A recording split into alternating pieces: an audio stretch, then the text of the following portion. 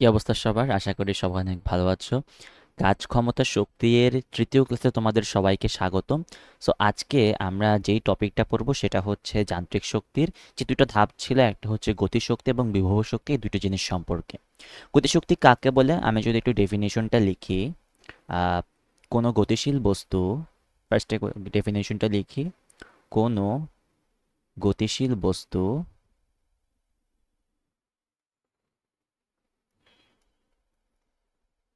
তার গতির জন্য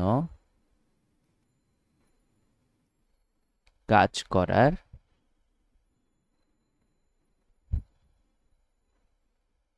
যে সামর্থ্য লাভ করে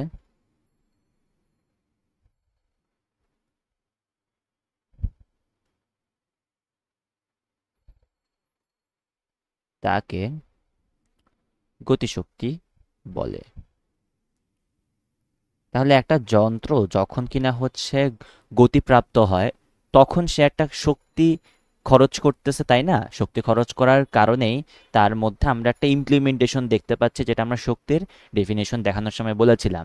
তো এই যে শক্তি একটা আমরা ইমপ্লিমেন্টেশন দেখতে পাচ্ছি, এটার কারণে আমরা আসলে কি পাইতেছি, এটার মধ্যে একটা গতিশক্তি পাইতেছি। বুঝতে পারছি? তাহলে গতিশক্তি আমি যদি একটু বলি কিভাবে করে বের করা যায়। আমরা জানি যে V square is equal to U square plus 2 AS, তাই না? এটা আমরা সবাই জেনে আসছি। আর যখন আমরা আমি যদি এখন এই ভি স্কোয়ারের আগে দিয়ে একটা হাফ এম দিয়ে একটা গুণ করে দিই, কোনো কি সমস্যা হবে? না, অবভিয়াসলি। তাহলে রাইট হ্যান্ড সাইডেও আমাকে হাফ এম দিয়ে গুণ করা লাগবে as a whole, U square plus 2AS এমন হয়ে যায়। সো আলটিমেটলি আমার আসতেছে এরকম, half M V square is equal to half M U square plus 2 × half, that means 1 হয়ে যায়। তাহলে আলটিমেটলি থাকে এম এ এস। তাহলে আমরা পাইতেছি M A S is equal to half M V square minus half M U square, তাই না? আচ্ছা, ফাইন। একটা জিনিস দেখো তো, আমরা আসলে শিখছিলাম আগে যে W is equal two energy, same জিনিস। আর ডাব্লিউ ইজ ইকুয়াল টু আমরা কি জানতাম?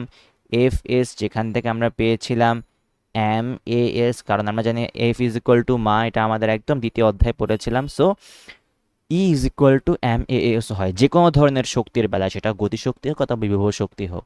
তাহলে আমরা কি এখানে বলতে পারি না যে এম এ এস যেই কথা, কাইনেটিক এনার্জিও সেই কথা?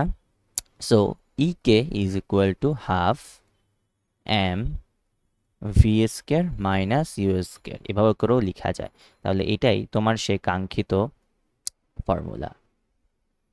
এটা কিসের ফর্মুলা? এটা হচ্ছে গতিশক্তির ফর্মুলা। এখন আমরা যখন এসএসসির বইগুলোতে পড়ে আমরা দেখব সবসময় হাফ এম ভি স্কোয়ার লেখা। আসলে এটা কেন লিখে? এটা আসলে একটা স্পেশাল কন্ডিশনের জন্য লিখে। তো স্পেশাল কন্ডিশনটা এক্স্যাক্টলি কি? স্পেশাল কন্ডিশনটা হচ্ছে, তুমি দেখবা যখন ইউ ইজ ইকুয়াল টু 0 হয়, তখনই আমরা কি পাচ্ছি? কে সমান হাফ এম ভি স্কোয়ার পাই, কারণ ইউ ইজ ইকুয়াল টু তখন 0 হয়ে যায়। তাহলে দেখবে এরকম সবসময়, মানে ইউ ইজ ইকুয়াল টু 0 মানে কি? আদি অবস্থা, মানে এই আদি স্থির অবস্থা বলতে পারি আমরা। স্থির অবস্থা থেকে স্টার্ট হয়, তাহলে স্থির অবস্থাকে এটার আদি অবস্থা। স্থির অবস্থা থেকে শুরু হইলে,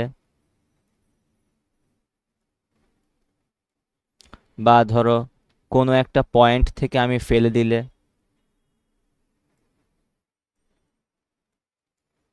কোনো পয়েন্ট থেকে যদি আমরা নিচে ফেলে দেই, তখনও কি আমার ইউ ইজ ইকুয়াল টু 0 আমরা বলতে পারি। কিভাবে? যেমন ধরো তোমার কোনো একটা হাইটে, ধরো এই পয়েন্টে একটা বস্তু আছে, এই পয়েন্ট থেকে ফেলে দেওয়া মানে কি? নিচের দিকে, দ্যাট মিনস এইখানে তোমার এটা স্থির ছিল, এখান থেকে তুমি জাস্ট ছিল, তোমার হাতটা ছেড়ে দিছো, তো আলটিমেটলি পড়ে যাচ্ছে, তখন তোমার ইউ কিন্তু 0 ছিল, বাট ভি বাড়তেছে। সো কোনো পয়েন্ট থেকে নিচে ফেলে দিলেও তোমার কি হবে? কোনো পয়েন্ট থেকে নিচে ফেলে দিলেও তোমার ইউ ইজ ইকুয়াল টু 0 আমরা বলতে পারবো। অথবা তোমার এখানে এমনিতেই বলে দিবে ইউ ইজ ইকুয়াল টু 0 হলে, এরকম টাইপের অনেক কন্ডিশন বলে দিতে পারে। সো আমাদের লেভেলে ইউ ইজ ইকুয়াল টু 0 দিয়ে ইউজুয়ালি করা হয় গতিশক্তির ব্যাপারটা। সো আমরা বুঝতে পারছি যে EK is equal to half M V square হবে। ওকে, তাহলে এটা আমাদের গেল প্রথম ফর্মুলা গতিশক্তির জন্য। ওকে, দেন আমি যদি একটু যাই, আমরা পড়বো এবার বিভব শক্তির সম্পর্কে। এখন তো গতিশক্তি সবার ক্লিয়ার, তাই না? আচ্ছা, সবাই তুলে ফেলবো অবভিয়াসলি পজ করে। তাহলে বিভব শক্তি কাকে বলে এবার আসি। দেখো, বিভব শক্তি আমি যদি একটু সংজ্ঞাটা লিখি, ব্যাপারটা হয় এরকম: স্বাভাবিক অবস্থান থেকে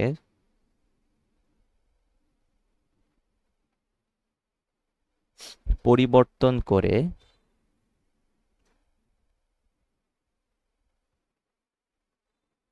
কোনো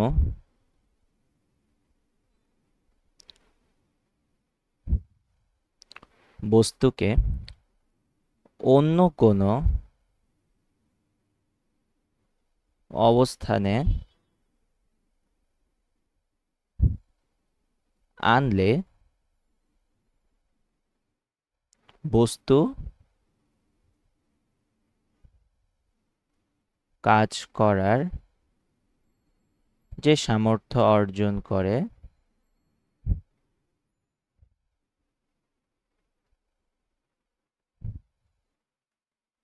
তাকে বিভব শক্তি বলে। তাহলে ব্যাপারটা দেখো, কোনো একটা স্বাভাবিক অবস্থান থেকে আমি এটাকে পরিবর্তন করে অন্য কোনো একটা অবস্থানে আনলে আমি যেই কাজ করার সামর্থ্যটা পাইতেছি সেটা আমার কি বিভব শক্তি। দ্যাট মিনস ধরো এটা তোমার এ পয়েন্ট, আর ধরো এটা তোমার বি পয়েন্ট। এখন তুমি এই পয়েন্ট থেকে স্টার্ট করতেছো, করে করে করে একটা সময়কে তুমি বি পয়েন্টে গিয়ে পৌঁছাবা, ঠিক আছে? এখন যখন তুমি এই অবস্থান থেকে বি পয়েন্টে যাওয়ার মতো তোমার অবস্থা আছে, দেখো ধরো এখানে তোমার একটা ডিস্টেন্স যাইতে পারবে, ডিসপ্লেসমেন্ট হবে, সরণ হবে, তাহলে আমরা বলতে পারি এ থেকে বি পয়েন্টে গেলে বা এর মধ্যে এত পরিমাণ বিভব শক্তি সঞ্চিত রয়েছে যার কারণে সে বি পয়েন্টে পৌঁছাইতে পারবে। তাহলে আমরা বলতে পারি এ পয়েন্টে ধরে নাও এক্স পরিমাণ বিভব শক্তি সঞ্চিত রয়েছে বলেই সে শক্তিটাকে সে ইউজ করে কোথায় যাইতে পারবে, বি পয়েন্টে যাইতে পারবে।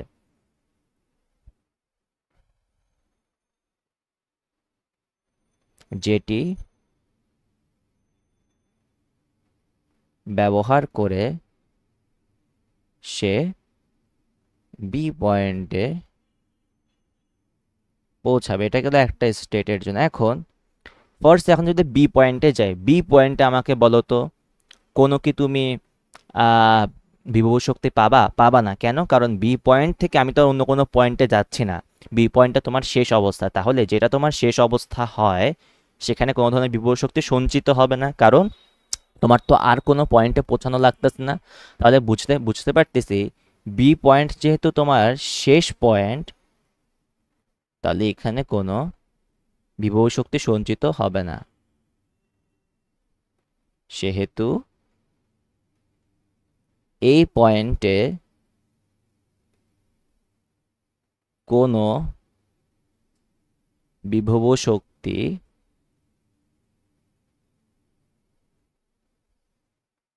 সঞ্চিত হবে না। তাহলে আমরা বুঝতে পারতেছি এ পয়েন্টে এত পরিমাণ শক্তি সঞ্চিত হইতে পারে কিন্তু বি পয়েন্টে হবে না, বিকজ একটা তোমার হইতেছে শেষ পয়েন্ট না আর এটা তোমার শেষ পয়েন্ট। তাহলে মনে রাখবা শেষ পয়েন্ট হইলে কোনো বিভব শক্তি নাই। তাহলে এই পয়েন্টে তোমার পটেনশিয়াল এনার্জি বা বিভব শক্তি কত? 0 বা নাই। বাট তোমার এ পয়েন্টে আমরা বললাম যে এক্স পরিমাণ আছে, সো আমরা বলতে পারি এ পয়েন্টে এক্স পরিমাণ আছে। এখন যে এক্স পরিমাণে বললাম, আমি বললাম যে যে কোনো শক্তির বেলায় আমরা বলতে পারি E is equal to M A S. তাহলে বিভব শক্তির বেলা আমরা কি বলতে পারি?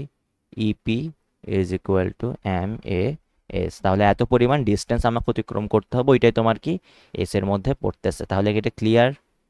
ওকে, এখন আর একটু আমরা ডিপ ডাউনে যাওয়ার চেষ্টা করি। আমরা বলছিলাম তাহলে তোমার মোট যান্ত্রিক শক্তি জিনিসটা কি? মোট যান্ত্রিক শক্তি জিনিসটা হইতেছে কোনো একটা পয়েন্টে তোমার গতিশক্তি এবং বিভব শক্তির যোগফল তাহলে মোট যান্ত্রিক শক্তি বলতে বোঝায় বিভব শক্তি প্লাস গতিশক্তি। তাহলে কি আমরা বলতে পারি যে E T is equal to, মানে total energy is equal to EP plus E কে।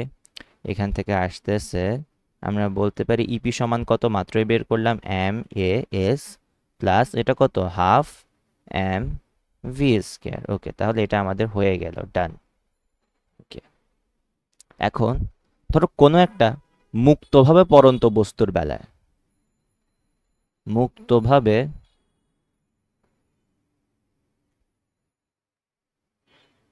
পড়ন্ত বস্তুর ক্ষেত্রে তাহলে কি হবে? মুক্তভাবে পড়ন্ত বস্তুর ক্ষেত্রে ধরো এটা তোমার একটা মুক্তভাবে পড়ন্ত বস্তু।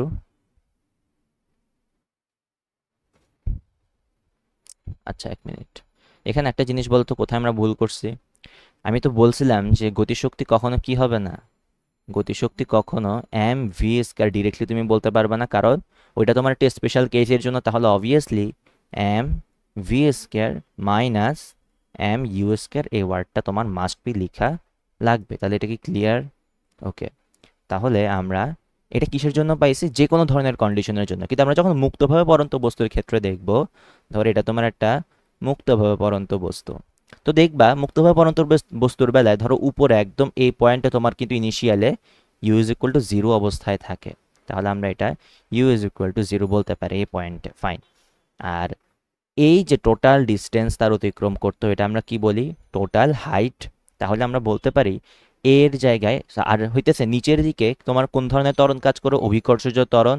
সো আমরা বলতে পারি আমরা এর জায়গায় জি বসাবো, আর ইউ এর জায়গায় জিরো আসবে, এবং তোমার এস এর জায়গায় আমরা কি বসাবো? এইচ বসাবো। তাহলে আলটিমেটলি আসতেছে total energy is equal to M G H plus half M V square. এটা কিসের জন্য? এটা হচ্ছে মুক্তভাবে পড়ন্ত বস্তুর বেলায়।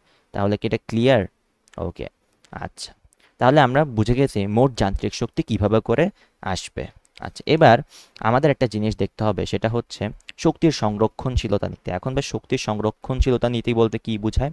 শক্তির সংরক্ষণ নীতি বলতে বোঝায়, আমি এক লাইনে যদি লিখি এটা হয় এরকম, আমি জাস্ট এক লাইনে লিখি আগে, তারপর তুমি ডিটেলসে লিখবো। টোটাল এনার্জি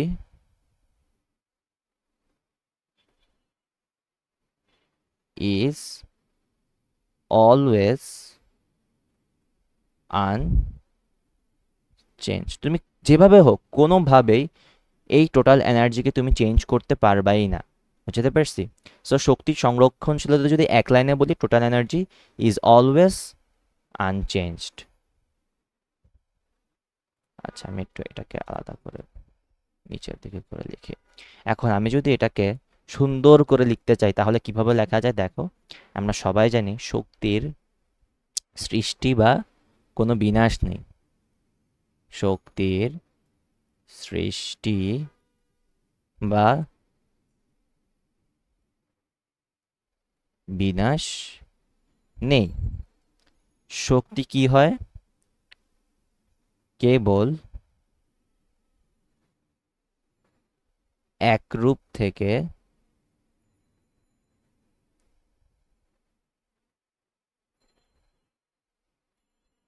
অন্য রূপে বা এক রূপ থেকে অন্য রূপে কি হয়? পরিবর্তিত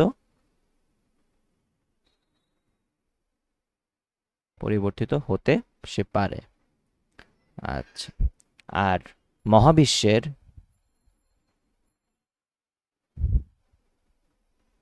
মোট শক্তির পরিমাণ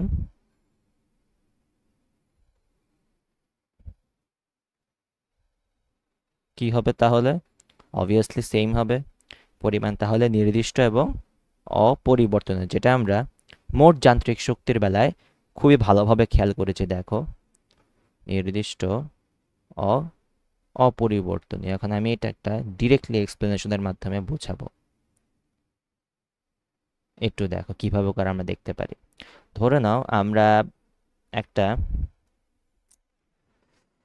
যাকে কল্পনা করি যেখানের মধ্যে ধরো, আচ্ছা আমি একটু চিত্রটা আগে ধরো এটা তোমার একটা স্টেট, এখানে তোমার একটা স্টেট। আমাদের পরীক্ষায় এই ধরনের জিনিসপত্র একটু আসবে। আচ্ছা, সো এটা তোমার একটা মুক্তভাবে পরন্ত বস্তুর ক্ষেত্রে আমরা কাউন্ট করব কি অবস্থা হচ্ছে। তো এটা ধরো একটা এ পয়েন্ট, যেখানে তোমার কি হবে, যেখানে তোমার ভেলোসিটি কি আছে, নাই, তাহলে এই পয়েন্টে তোমার ভেলোসিটি জিরো, কারণ এখানে তুমি স্টার্টই করো না এখনো পর্যন্ত। আচ্ছা, এবং তুমি কিন্তু ছেড়ে দিচ্ছ, তাহলে ওই পয়েন্টে তুমি কোনো কোনো ভেলোসিটি প্রদান করতেছো না এই পয়েন্টে, তাই না? তাহলে এই পয়েন্টে ভেলোসিটিও যেরকম zero, U is equal to zero, দুইটাই জিরো, মানে সোজা কথা স্থির যেহেতু, তাই না? আচ্ছা, এরপর তুমি যখন এখানের মধ্যে ধরো বি পয়েন্ট একটা আছে, এরপর এখানে একটা সি পয়েন্ট আছে, তো আহ, ধরে নাও আমরা এটা যদি তোমার টোটাল এইচ হয়, মানে টোটাল হাইট যদি এইচ হয় এবং এ থেকে বি এর ডিস্টেন্স যদি এক্স হয়, তাহলে মোটামুটি অনেক কিছু বলা যায়, এবং সি পয়েন্টে ভেলোসিটি সমান ভি হয়ে যাবে, কারণ ওই পয়েন্টে ওই মুহূর্তে ভেলোসিটি সবচেয়ে হাইয়েস্ট থাকবে, এটা আমরা সবাই দেখলেই বুঝতে পারি। আচ্ছা, ফাইন। তাহলে এখন দেখো এই পজিশনে তুমি যদি একটু যাও, এই পজিশনে তোমার ই টোটাল কত হবে? আমি ই দিয়ে ইন্ডিকেট করলাম, half M V square plus M G H, এটা আমরা সবাই জানি। কিন্তু দেখো এইখানে তোমার half M V square is equal to zero হবে না, কারণ V is equal to zero. তাহলে আলটিমেটলি টোটালটাও কিন্তু তোমার জিরো হয়ে যাচ্ছে। তাহলে আমরা কি বলতে পারি এখানে যে টোটাল এম জি এইচ মানে কত? বিভব শক্তির বেলায় যতটুকু তোমার ডিস্টেন্স লাগবে ততটুকুই, মানে যতটুকু ডিস্টেন্স বাকি সেটাই তোমার কি হাইট। তাহলে দেখো তো এই এই পজিশনে গিয়ে তার টোটাল ডিস্টেন্স কতটুকু বাকি, এইচ। তাহলে আমরা বলতে পারি এখানে এইচই হবে এইচ এর জায়গায়। তাহলে আমরা বলতে পারি এখানে অবভিয়াসলি কি আসবে, total energy M G H আসবে। ক্লিয়ার? Okay, done. দেন তুমি বি পজিশনে যাও, তাহলে বি পজিশনে গেলে কি হবে, E B is equal to দুইটা জিনিস আছে, একটা হচ্ছে হাফ এম ভি স্কোয়ার, আরেকটা হচ্ছে এম জি। এবার কত হবে আমাকে বলো তো, এবার তার ডিস্টেন্স বাকি কত বি পয়েন্টে, এইচ মাইনাস এক্স বলতে পারি না? যদি এই পয়েন্টে তার এক্স হয় তাহলে আমরা বলতে পারি এইচ মাইনাস এক্স। বাট এখানের যে ভেলোসিটি তোমাকে বের করে আনতে হবে, কারণ বি পয়েন্টে কিন্তু তোমার ভেলোসিটি আছে। তাহলে আমি যদি এটা ভেলোসিটিটা বের করে আনি, কীভাবে করে বের করতে পারি? আমরা জানি এখানে তোমার টি জানা নাই, তাহলে টি বিহীন ফর্মুলা ইউজ করবা কোনটা, V square is equal to U square plus two G H. তাহলে V square is equal to U square plus two G H. এখানেও তোমার কি ইউ জিরো, তাহলে কি আমরা বলতে পারি এই পয়েন্টে U is equal to zero হওয়ার কারণে এটাও জিরো। তাহলে আলটিমেটলি তোমার কত আসতেছে দেখো তো, আসতেছে কতটুকু, এইচ যে আমি বলতেছি এইচটা কি হবে, এইচটা হবে তোমার অ্যাকচুয়ালি এক্স হবে। কেন এক্স হবে? কারণ আমরা জানি এই ভেলোসিটির বেলায় আমরা যখন ভেলোসিটি বের করি, ভেলোসিটি কীভাবে করে বের করি, যতটুকু তোমার ডিস্টেন্স অতিক্রম করছে বা যতটুকু ডিসপ্লেসমেন্ট হয়েছে ততটুকুর ক্ষেত্রে আমরা ভেলোসিটি বের করে থাকি। তাহলে অবভিয়াসলি এখানে এইচটা কি হবে, এক্স হবে, তাই না? এবার বুঝতে পারছো? তাহলে আমরা বলতে পারি না টু জি এক্স এখানে। ওকে, ডান। তাহলে আমরা এখানে বলতে পারতেছি half M into two G X plus M G H minus M G X, এমনি করে লিখতে পারি আমরা। তাহলে দেখো আলটিমেটলি আসে এম জি এক্স, হাফ এবং টু কাটাকাটি যায়, plus M G H minus M G X. দেখো তো এখানের মধ্যে তোমার দুইটা জিনিস কাটাকাটি যায় না, M G X minus M G X এবং plus M G X. So ultimately আসতেছে কি দেখো তো, ওই যে আমাদের EB is equal to M G H. তাহলে আমাদের কিন্তু বি পজিশনও সেম চলে আসছে। ইজি না? আচ্ছা, লাস্টে তোমার সি পয়েন্ট বাকি আছে। আমি একটু একটা কাজ করি, জায়গাটা করে রাখি, এটাকে একটু উপর উঠাই দিই, তাহলে তোমাদের জন্য দেখতে সুবিধা হবে।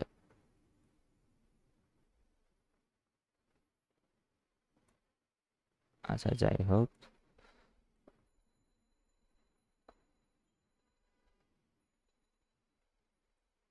আচ্ছা, তো এটা গেল,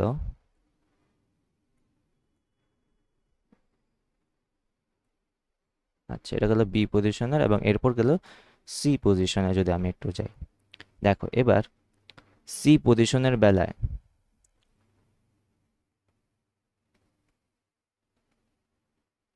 তাহলে ই কে আমরা কিভাবে করে বের করতে পারি? তাহলে ই সি মানে এই টোটাল কত আসবে? Half M V square plus M G. এবার বলো তো এইচ কত হবে? জিরো হয়ে যাবে না? কারণ তোমার কি আর কোনো ডিস্টেন্স অতিক্রম করতে হবে? হবে না। তাহলে কতটুকু বাকি? জিরো পরিমাণ বাকি। তাহলে M G is equal to H is equal to zero. তাহলে আলটিমেটলি আমরা বলতে পারি এখানে তোমার ইন্টু জিরো হয়ে যাবে। তাহলে আসতেছে হাফ এম ভি স্কোয়ার। এখন ভি স্কোয়ার সমান কত বের করবো? আগের মতো করে বের করো। V square is equal to U square plus two G. এবার কত হবে? টোটাল হাইটটাই সে অতিক্রম করছে না যদি U is equal to zero হয়। ইয়েস, তাহলে আমরা বলতে পারি এখানে ইউ ইজ ইকুয়াল টু তোমার যদি জিরো হয় এটা হবে টু জি এইচ। তাহলে আলটিমেটলি আমরা বলতে পারি V square is equal to two G H. তাহলে এখানে বসায় দাও half M into two G H, কাটাকাটি চলে যায়, টু এবং হাফ, আলটিমেটলি থাকে এম জি এইচ। দেখো তো E A M G H আসছে, E B M G H আসছে, আবার ই সি ওইটাও কিন্তু এম জি এইচ আসছে। তাহলে দেখো সবগুলোই কিন্তু টোটাল এম জি এইচ পরিমাণ আসতেছে। তাহলে কি আমরা বলতে পারি টোটাল যে তোমার এনার্জি এটা অলওয়েজ অলওয়েজ অলওয়েজ কনস্ট্যান্ট থাকবে? তাহলে কি এটা ক্লিয়ার তোমাদের কাছে? যদি ক্লিয়ার না হয় আবারও প্রথম থেকে দেখো, বুঝে যাবা। এবার তোমাদেরকে একটা ছোট্ট একটা টাস্ক দিব। দেখো টাস্কটা হচ্ছে আগের এটাই, তোমরা এবার নিজেরা করবা। কিভাবে করে করবা আমি দেখাই দিচ্ছি। আমি একটু কোশ্চেনটা তুলি আগে। এই কোশ্চেনের ক্ষেত্রে মাথায় রাখবা, এবার ধরো আমি বলে দিলাম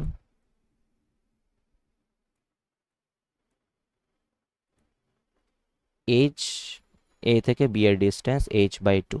যদি এটা হয় তাহলে এখন তোমাদের কাজ কি? তোমাদের কাজ হবে শক্তি তোমার এ বি সি এই তিনটা পয়েন্টে টোটাল এনার্জি বের করে এদের মধ্যে কম্প্যারিজন করা। কম্প্যারিজন কেমনে করবা? কোনটা বড় কোনটা ছোট এগুলো দেখাবা।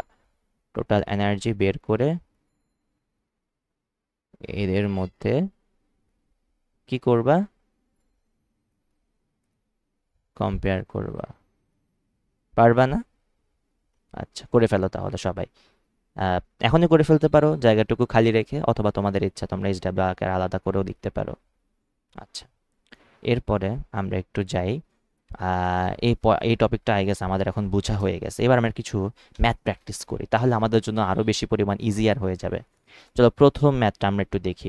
5 কেজি ভরের একটি বস্তুকে ভূপৃষ্ঠ থেকে 30 মিটার উচ্চতায় তুললে 30 মিটার উচ্চতায় তুললে এর বিভব শক্তি কত হবে? দেখো বিভব শক্তির সমান আমরা কি জানি? ওই যে potential energy is equal two আমরা জানতাম এম জি এইচ, যতটুকু তোমার অতিক্রম করতে হবে বা যতটুকু পথ বাকি সেটাই তোমার কি এম জি এইচ এর মধ্যে বসাবা। তাহলে আমরা বলতে পারি দেখো 30 মিটার উচ্চতায় তুমি কি করতেছো? তুলে ফেলছো। তাহলে দেখো জিনিসটা হয়েছে, ধরে নাও এটা একটা সিচুয়েশন, এইখানে তুমি বস্তুটাকে তুলে ফেলছো।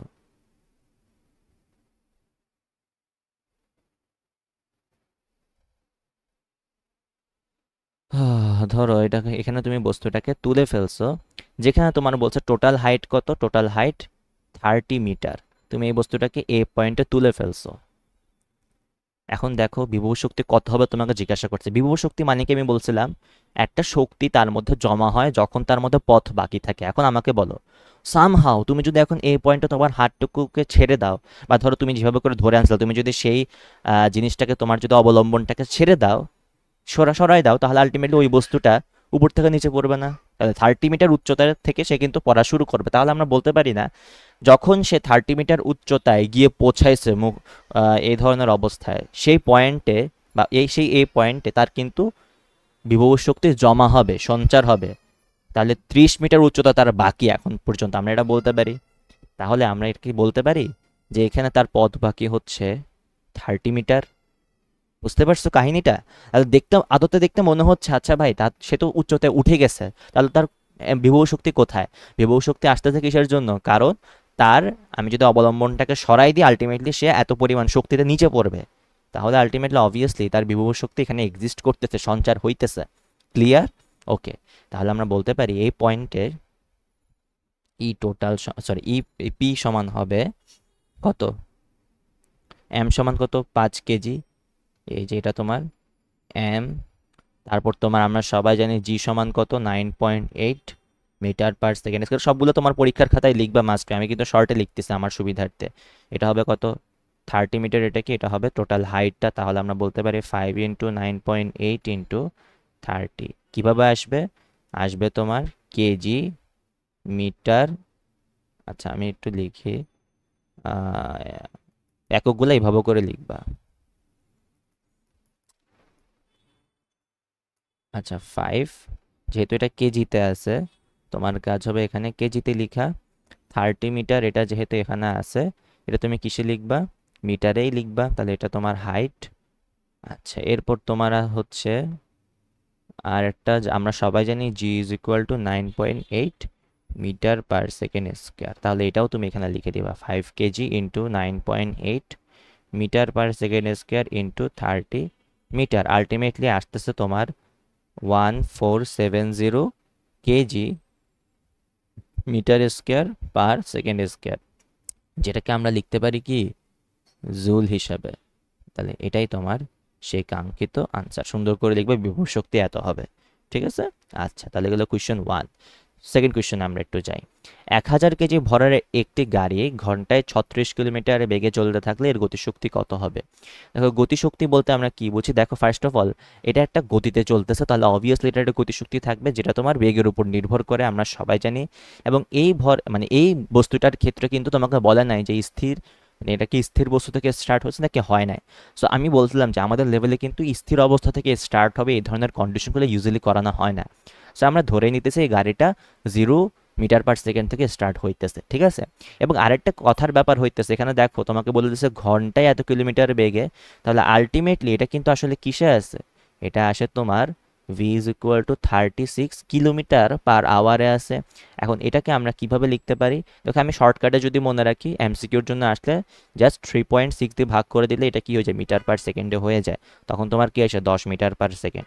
অথবা তোমাদের যদি ব্রডে করতে হয় তাহলে অবভিয়াসলি কোথায় লিখ, মানে তোমার যদি বোর্ডে আসে সিকিউ তো তখন তুমি কেমনে লিখবা 36 কিলোমিটার বাই 1 আওয়ার এমনে করে লিখবা। লিখার পর দেখাবা 1 কিলোমিটার সমান তাহলে 1000 মিটার, এমনি করে মিটারে কনভার্ট হইতেছে। তারপর 1 আওয়ার সমান কত হয় 60 মিনিট, আর 1 মিনিট সমান 60 সেকেন্ড, এমনি করে সেকেন্ডে কনভার্ট হয়, এমনি করে আসতেছে 36,000 বাই কত 3600। এটা তোমার কি মিটার পার সেকেন্ডে আসছে, এখান থেকে আসছে 10 মিটার পার সেকেন্ড। এভাবে করে লং কাটে দেখাবা, মানে একটু ব্রডে দেখাবা এটাই। সো গতিশক্তি কত তোমাকে জিজ্ঞাসা করছে, আমরা জানি কি গতিশক্তির বেলায় ফর্মুলা কি, যখন তোমার কোনো ধরনের ইউ থাকে না তখন আমরা এমভি স্কয়ার লিখে দেবো। সো আমরা বলতে পারি এখানে তোমার এম দেওয়া ছিল, এটা তোমার এম, এবং তোমার এই যে আমরা এখন মাত্র ভেলোসিটি বের করলাম এটা, আর হচ্ছে তোমার আর তো কিছু দরকার নাই। সো কে বের করে ফেলো, K is equal to half M সমান কত, এম সমান দেওয়া আছে 1000 কেজি, আর ভি সমান কত 10 metre per second whole square. So ultimately আসতেছে কত, আলটিমেটলি আসতেছে 5 into 10 to the power 4 obviously K G metre square per second square, that means 5 into 10 to the power 4 joule. এটাই তোমার সেই কাঙ্ক্ষিত আনসার। ক্লিয়ার? ওকে ডান। এরপর যাই আমরা কোয়েশ্চেন 3-তে। এই কোয়েশ্চেনটা একটু মজার, মানে আমাকে নিয়ে এইচএসসি 25 ফ্রি কোর্স এ পদার্থবিজ্ঞানের সিলেবাস বাকি থাকায় স্টুডেন্টের ধাওয়া খেয়ে মিরাজ মানে আমি 1260 জুল গতিশক্তি নিয়ে দৌড়ানো শুরু করলো। মিরাজের ভর যদি 70 কেজি হয়, এত বেশি না আর একটু কম, 70 কেজি হয়, দৌড়ানোর মুহূর্তে তার বেগ কত? আচ্ছা এই ম্যাথের ক্ষেত্রে একটা জিনিস লক্ষ্য করে দেখা, আমাকে বলে রাখছে যে আমি ধাওয়া খেয়ে কী করছি, এত পরিমাণ গতিশক্তি নিয়ে দৌড়ানো শুরু করছি, তাহলে আমার কিন্তু কি দেওয়া আছে, আমার কিন্তু গতিশক্তি দেওয়া আছে, দ্যাট মিনস কে দেওয়া আছে, এবং আমি কিসে আছে, একটা মোশনের মধ্যে আছে, আমি একটা গতির মধ্যে আছি, তাহলে আমার কিন্তু একটা বেগ থাকবে, সেই বেগটা তোমাকে বের করতে বলছে, এবং আমার কিন্তু ভর একটা দেওয়া আছে 70 কেজি। আমরা জানি কি, তাহলে আমাকে বলো তো যে কোনো একটা বস্তু যখন দৌড়াদৌড়ি করে এবং আমরা ধরে নিতেছি আমি ফার্স্টে স্থির আছে, আমি স্থির অবস্থায় ক্লাস নিতেছে, হঠাৎ করে এসে সবাই আমাকে ধাওয়া দিল এরকম টাইপের। বিকজ আমাদের লেভেলে ইউজুয়ালি আমি আগেই বলছি U is equal to zero ধরে নিয়ে সব কাজ করা হইতেছে গতিশক্তিতে। সো আমরা বলতে পারি তাহলে E K is equal two কত হবে, হাফ এম ভি স্কয়ার। এই অনুসারে আমাদের এখন ভি এর ভ্যালু বের করতে হবে। ই কে দেওয়া ছিল 1260 joule in is equal to half into M সমান কত 70 কেজি ইন্টু ভি স্কয়ার। তাহলে আলটিমেটলি তুমি দেখবা তুমি যদি ভ্যালুটা বের করো V is equal to 6 metre per second আসবে। ঠিক আছে, তো তোমরা একটু প্রতিটা লাইন বাই লাইন ক্যালকুলেশন পুরোটা দেখাবা। দ্যাট মিনস ধরো 1260 ইন্টু 2/70 এটা ভি স্কয়ারের ভ্যালু আসে, তারপর আবার রুট ওভার করে দেখাবা, এবার করে প্রতিটা লাইন বাই লাইন দেখাবা। বুঝতে পারছি? ওকে ডান। তাহলে এটা গেল আমার ভেলোসিটি মাত্র 6 মিটার পার সেকেন্ড। ক্লিয়ার? ওকে, নেক্সট কোয়েশ্চনে আমরা যাই। এই কোয়েশ্চনটাও মজার। কোয়েশ্চনটা হইতেছে এরকম, সারা শিশুদের ট্রাইসাইকেলে বসা মিসবাকে 80 নিউটন সমবেলে ঠেলছে। মিসবাকে 400 জুল গতিশক্তি প্রদান করতে হলে তাকে কত দূরত্বে ঠেলতে হবে? একটা জিনিস দেখো, যেখানে বলে দিচ্ছে যে তাকে সমবলে ঠেলতেছে কত বলে, 80 নিউটন বলে। ঠিক আছে, আর বলে দিচ্ছে 400 জুল গতিশক্তি প্রদান করতে হবে আমার। তাহলে গতিশক্তি আমার এত লাগবে। আচ্ছা, আমরা গতিশক্তি বের করি বা বিভব শক্তি বের করি, অবভিয়াসলি গতিশক্তি কখন আসবে, যখন আমার একটা গতি থাকবে তখনই।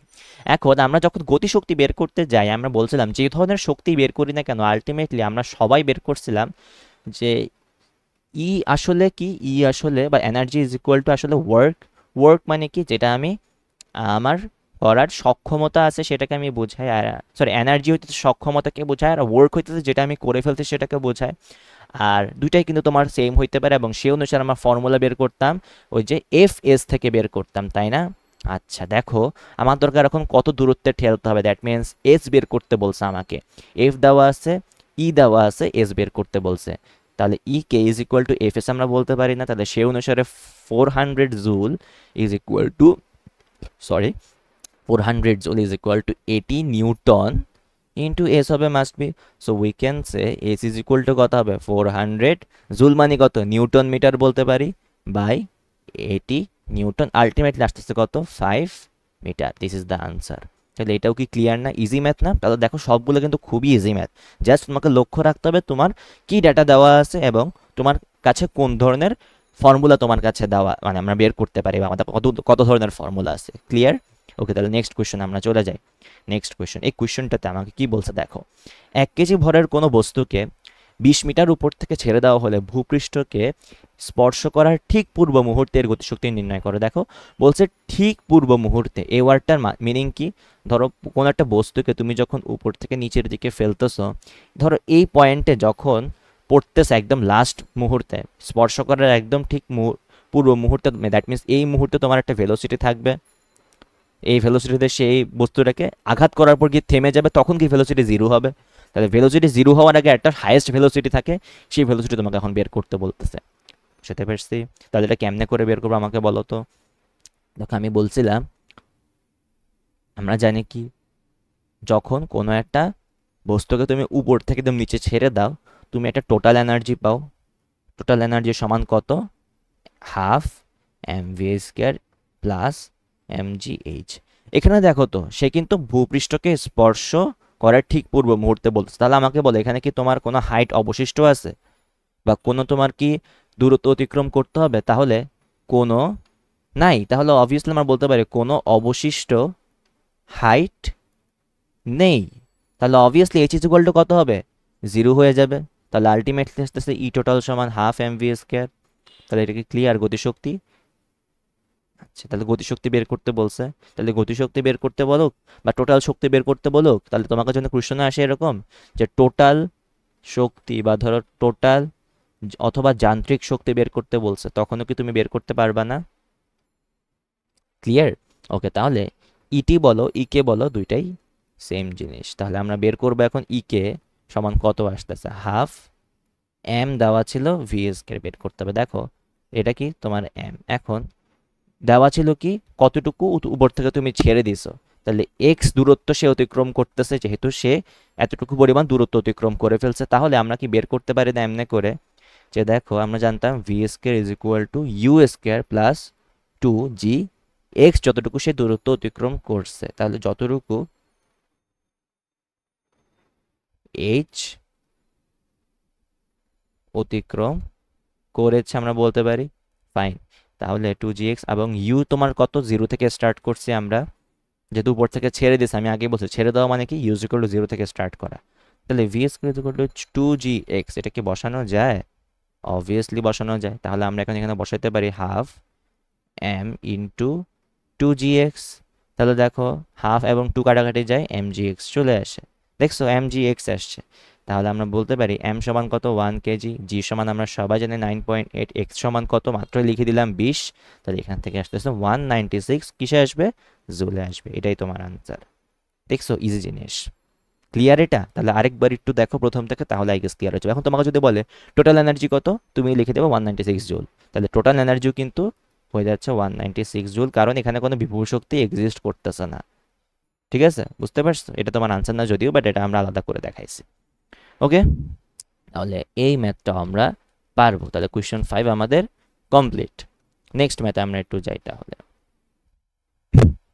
এটা হচ্ছে শক্তি সংরক্ষণশীলতা, যে পার্টটা পড়ছি ওই রিলেটেড ম্যাথ। তোমাকে বলছে এ পয়েন্ট থেকে বি পয়েন্টে যায়, বি পয়েন্ট থেকে সি পয়েন্টে যায়, এভাবে করে বুঝাইছে। এখন তোমাকে জিজ্ঞাসা করছে এই বিন্দুতে বস্তুটি যদি ছেড়ে দাও, বস্তুটি শক্তির সংরক্ষণশীলতা নীতি মেনে চলে কিনা নির্ণয় করো। দেখো শক্তির সংরক্ষণশীলতা নীতি বের করতে বললে তোমার যতগুলো পয়েন্ট অ্যাভেলেবল আছে সবগুলো পয়েন্টে তোমার টোটাল যান্ত্রিক শক্তি বের করতে হবে। তাহলে এ বি সি সবগুলো পয়েন্টে তোমার কি বের করতে হবে, মোট যান্ত্রিক শক্তি, এটা বের করতে হবে। বের করে এটা কি করবা, বের করে কম্পেয়ার করবা। বুঝতে পারছি? আচ্ছা ফাইন, তাহলে আমরা চলো বের করার চেষ্টা করি। প্রথমত আমি যদি এখন এই বিন্দুতে যাই, কি অবস্থা হবে? এই বিন্দুতে ই টোটাল সমান হবে, দেখো তোমাদের পরীক্ষা যখন আসবে তোমরা আগে একটা এই বিন্দুতে আগে বিভব শক্তি বের করবা, তারপর তোমার গতিশক্তি বের করবা, তারপর তোমার গিয়ে দুটা মিলে যোগ করে দিবা। বি পয়েন্টও সেম, সি পয়েন্টও সেম, এমনি করে প্রতিটা পয়েন্টে তুমি আগে ভেঙে ভেঙে করে দেখাবা, তাহলে দেখতে সুন্দর হয় এবং টিচাররা এটাকে অ্যাপ্রিসিয়েট করে। এবং খাতার ডেকোরেশন কিন্তু অনেক সময় হয়তোবা তোমার এই কোয়েশ্চেনের মধ্যে তোমার কোনো ভুল দেখার কোনো চান্স নেই, কিন্তু কোনো একটা কোয়েশ্চনে যেখানে তোমার হইতেছে কি অনেক ব্যাখ্যা তুমি লিখে রাখছো, কোনো ম্যাথ না ওইটা, ওইখানের মধ্যে এগুলো এফেক্ট ফেলে। ঠিক আছে, কারণ একটা খাতাতে একজন স্যারই দেখতে চাচ্ছ, তুমি যদি কোনো একটা কোয়েশ্চেনের মধ্যে খুব সুন্দর লিখে খুব ভালো লিখে স্যারকে অ্যাট্রাক্ট করতে পারো, তাহলে পরের যেগুলো তুমি ডেফিনেশন টাইপের জিনিসপত্র লিখতেছো, খ নাম্বার বা ধরো অনুধাবনমূলক পরের কোয়েশ্চেনগুলো লিখতেছো, ওইগুলোতে নাম্বার বাড়ানোর অটোমেটিক্যালি চান্স থাকে, কারণ স্যাররা তখন বুঝে এটা একটা ব্রাইট স্টুডেন্ট, তাকে একটু নাম্বার দিতে হবে, নতুবা সে ডিপ্রেসড হয়ে যাবে। মাঝে মধ্যে এরকম হয়। সো এই জন্য চেষ্টা করবো সবসময় ডিটেলসে লিখতে, তাহলে কিন্তু অনেক সময় পুরো খাতার মধ্যে তোমাকে ওভারঅল এফেক্ট ফেলতে পারে। ঠিক আছে, ওকে ফাইন। তো ই টোটাল সমান আমরা কত লিখতে পারি, আমি আমার জন্য শর্টকাটে লিখতেছি, এটা আমার সুবিধার জন্য, তোমাদের সুবিধার জন্য না। Half M V square plus কি হবে, half M V square plus M G H. এখন দেখো এই পয়েন্টের জন্য, এই পয়েন্টে যখন আমরা দেখতেছি এখানে কিন্তু কোনো ভেলোসিটি আছে, এই পয়েন্টে কোনো ভেলোসিটি নাই, কারণ ওই বস্তুটা তুমি ওখান থেকে ছেড়ে দিচ্ছ, ওই পয়েন্টে এটা স্থির।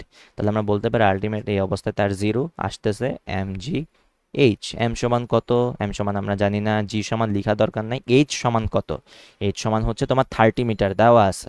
সো ইনটু 30 সমান আসতেছে 30 mg। এটা গেল তোমার এ বিন্দুতে ইটি। সেম অ্যাজ ওয়েল বি বিন্দুতে বের করো। বি বিন্দুতে বের করলে কি হবে, বি বিন্দুতে তুমি দেখবা এটা তোমার এ বিন্দুতে ছিল, বি বিন্দুতে হবে half M V square plus M G H. H মানে কত, এখানে ভি স্কোয়ার তোমাকে আবার বের করা লাগবে, কারণ আমরা জানি V square is equal to U square plus 2জি এইচ।